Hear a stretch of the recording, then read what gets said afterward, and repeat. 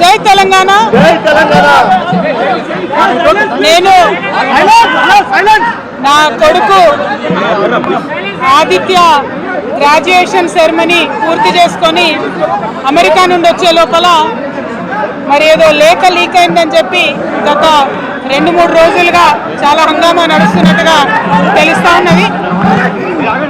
మరి ఈ సందర్భంగా నేను చెప్పదలుచుకున్నది ఒకటే, 2 వారాల క్రితం నేను గౌరవనీయులు పెద్దలు కేసీఆర్ గారికి ఒక లేఖ రాయడం జరిగింది. నేను ఈ విధంగా కేసీఆర్ గారికి ఇదివరకు కూడా నా ఒపీనియన్స్ ఎప్పుడున్నా కూడా లేఖ ద్వారా చెప్పడం జరిగింది. అయితే ఈసారి నేను మొన్ననే చెప్పున్నాను, కుట్రలు కుతంత్రాలు జరుగుతూ ఉన్నాయని.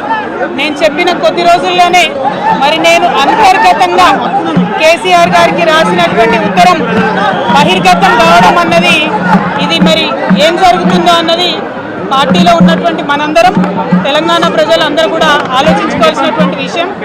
నేను వేరే ఏం విషయాలు చెప్పలేదు. నేను కేవలం పార్టీలో ఉండేటటువంటి అన్ని స్థాయిలో ఉన్నటువంటి నాయకులందరూ అనుకుంటున్నటువంటి విషయాలు. దాదాపు సగం తెలంగాణ నేను ఈ సందర్భంగా ఈ మధ్యలో టూర్ చేసినటువంటి సందర్భంలో తెలంగాణ ప్రజలు అనుకుంటున్నటువంటి విషయాలను మాత్రమే నేను పెద్ద ఎత్తున చెప్పడం జరిగింది తప్పితే నా పర్సనల్ ఎజెండా ఏమీ లేదు. నాకు వ్యక్తిగతంగా ఎవరి మీద ద్వేషం లేదు, ఎవరి మీద ప్రేమ లేదు. కానీ నేను రాసినటువంటి లేఖ చాలా అంతర్గతంగా పార్టీలో మా నాయకుడికి రాసినటువంటిది. అటువంటిది బహిర్గతమైందంటే మరి దాని వెనుక ఉన్నది ఎవరన్నటువంటిది ఆలోచించుకోవాల్సినటువంటి సందర్భం.